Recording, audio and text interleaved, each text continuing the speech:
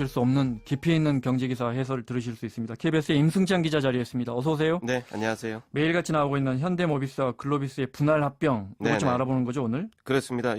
그저께 오후 5시쯤에 갑자기 공시가 됐잖아요. 네. 그래서 기자들도 굉장히 바빴었는데 사실 이걸 처음 반대한 게 미국계 헤지펀드인 엘리엇입니다. 네.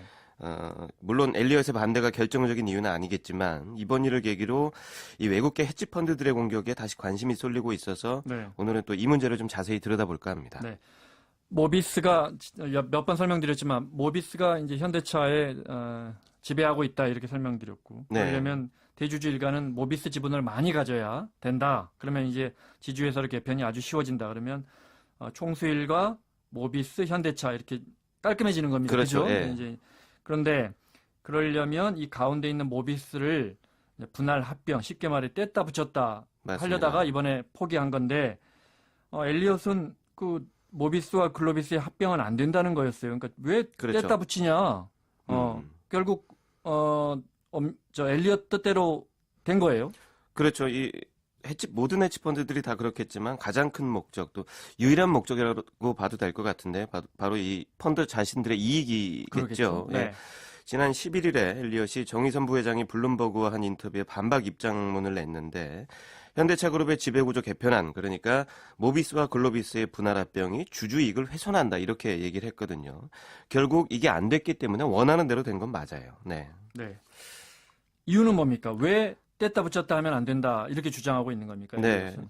이 현대차 그룹 입장에서 제일 중요한 건 모비스잖아요. 네. 이 모비스를 중심으로 뭘 뗐다 붙이느냐, 이게 그 가장 중요한 퍼즐이 될 텐데 엘리엇이 갖고 있는 현대차 그룹 지분을 보면 답이 나옵니다.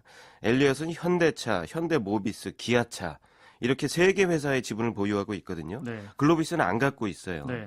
이 실패로 돌아간 모비스와 글로비스의 합병안은 모비스의 핵심 사업인 국내 AS 부품 사업 부분을 떼서 글로비스로 보내는 거죠. 네. 그러니까 글로비스가 이익이라고 볼 수 있고 글로비스가 훨씬 더 성장할 가능성이 보인다 이렇게 네. 볼 수 있잖아요. 네. 근데 엘리엇은 글로비스 지분이 없으니까 네. 합병 비율이 모비스가 손해다 이렇게 문제를 제기하면서 네. 자신들이 지분을 갖고 있는 현대차와 모비스를 합병해라. 이렇게 엘리엇이 요구했다고 볼 수 있습니다. 네. 하지만 현대차 그룹 입장에서는 말씀하신 것처럼 이번 합병을 추진한 중요한 이유가 정의선 부회장 경영권 승계 문제 아니겠습니까? 네. 이 정 부회장은 글로비스의 대주주예요. 그래서 글로비스가 성장하는 게 유리하겠죠. 결국 양측의 이익이 좀 맞부딪혔다 이렇게 보면 될 것 같습니다. 네. 자, 정리하면 엘리엇이 갑자기 현대차 계열사들의 지분을 막 1조 원어치를 샀는데 모비스 많이 갖고 있어요. 그죠? 그렇죠. 네. 네. 총수일가는 글로비스 많이 갖고 있어요. 네. 근데 모비스의 알짜 사업을 글로비스로 좀 떼주려고 그랬더니 아니 우린 모비스 지분 많이 갖고 있는데 그런 거 하지 마세요 했다가 이제 제대로 그렇죠. 된 거예요. 난 네. 모비스 주주니까 네. 내 주주의 이익을 챙겨라 이 얘기죠. 네. 물론 그냥 떼주는 건 아니고 지분율도 다 정하고 또 현대 모비스 주주분들에게 그만한 보상은 주어질 텐데 네. 그게 부당하다 이거죠. 그죠? 그렇죠. 네. 그러니까 아예 그렇게 하지 말란 얘기죠. 네. 네. 과거에도 이렇게 우리 기업이 헤지펀드에 발목이 잡힌 적이 여러 번 있었죠. 그렇습니다. 가장 가까운 예를 보면 아직도 지금 뜨거운 논란이 되고 있는 삼성물산 제일모직 합병이겠죠. 2015년의 일인데 이때도 엘리엇이 등장합니다. 네. 엘리엇이 당시 합병 비율이 문제가 있어서 이번하고 똑같죠. 삼성물산 주주들의 주주 권익에 반한다 이렇게 주장을 해서 또 주총에서도 실제로 합병 반대 의견을 냈고요. 이번 현대차그룹 상황과 딱 이렇게 맞물려 보면 비슷한 게 한두 가지가 아니에요. 첫 번째는 그때나 지금이나 그룹의 경영권 승계 작업하고 밀접한 관련이 있었다. 또 두 네. 번째는 합병 비율을 두고 논란이 있었고요. 네. 세 번째는 국민연금이 캐스팅 보트를 쥐고 있다는 점. 이 세 가지가 같습니다. 네. 이 당시에는 국민연금이 삼성의 합병을 승인했지만 손을 들어줬지만 이번에는 그 여론이 그렇지 않았거든요. 그래서 이번에는 결국에는 국민연금이 선택을 하기 전에 현대차 그룹이 이제 포기를 했다 이렇게 보면 됩니다. 네. 만약에 국민연금이 한 지분 10% 정도 갖고 있는 큰 주주인데 네. 듣고 보니까 그 말이 맞는 것 같아요. 왜 이거 갑자기 뗐다 붙여요? 반대입니다 해버렸으면 현대차는 정말 난감했을 거예요. 그죠? 앞으로 승계구도 작업을 짜기도 굉장히 어려워졌을 네. 겁니다. 그래서 네. 미리 손을 든 거 아닌가 그런 생각도 들고요. 맞습니다. 네. 헤지펀드 등 외국 자본의 이런 행동. 근데 기업 입장에서는 이거 방어해야 하는데 그렇죠. 그러면 어떻게 방어합니까?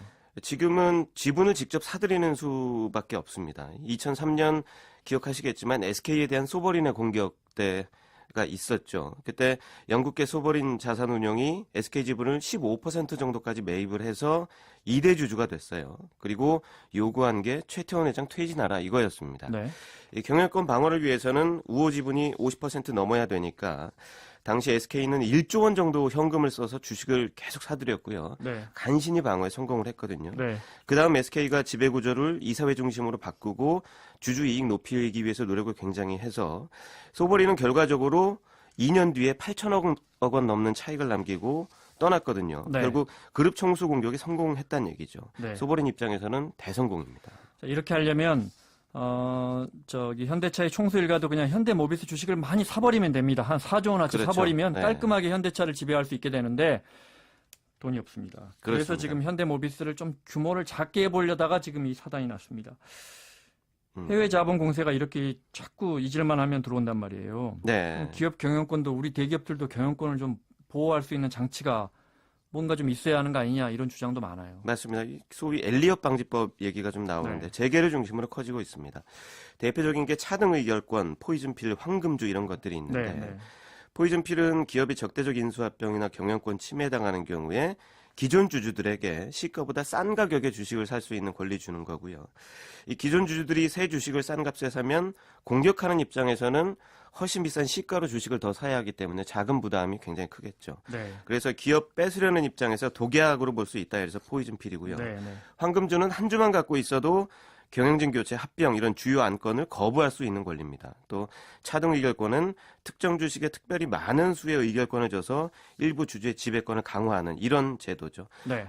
이 차등 의결권 같은 경우에는 구글의 대표적인 사례로 들 수 있는데 이 구글 모회사가 알파벳이죠. 네. 알파벳의 주식을 창업자 레리 페이지, 세르게이 브린이 한 10% 남짓 가지고 있거든요. 네. 근데 의결권이 10배가 있는 주식은 83%를 가지고 있어요. 따져보면. 네. 그래서 이게 다 더해보면 전체의 51.1% 의결권입니다. 결국 그래서 두 사람이 적은 지분으로 전권을 갖고 있는 셈이죠. 네. 근데 이제 자칫 보면 사실은 미국은 이제 뉴욕 타임즈 같은 경우엔 재단이 지분 1%로 100% 의결권 행사예요. 그렇죠. 절대 네. 다른 데서 공격 못 들어오게끔. 근데 이게 우리나라도 해주면 너무 총수 일가의 특혜 아닌가 이런 네. 지적도 분명히 있죠. 그게 가장 큰 죄송합니다. 그게 가장 큰 문제죠. 우리나라 기업 지배 구조가 지금 오너, 특히 승계 문제가 많이 걸려 있기 때문에 이 문제가 해결되지 않으면 사실은 이 경영권 방어 제도를 도입하면 오너 일가의 이익으로 귀결될 수 있어요. 네. 그래서 바로 이 승계 문제 그리고 주주들한테 이익을 어떻게 돌려줄 것인지 이런 부분을 좀 더 투명하고 이렇게 설명을 좀 많이 해주고요. 그리고 네. 지배 구조를 잘 정리하는 게 선행돼야 한다. 그래서 이런 그 의견이 먼저 많이 나오고 있습니다. 네. 자, 경제뉴스 다시 보기 KBS의 임승찬 기자와 함께했습니다. 고맙습니다. 감사합니다.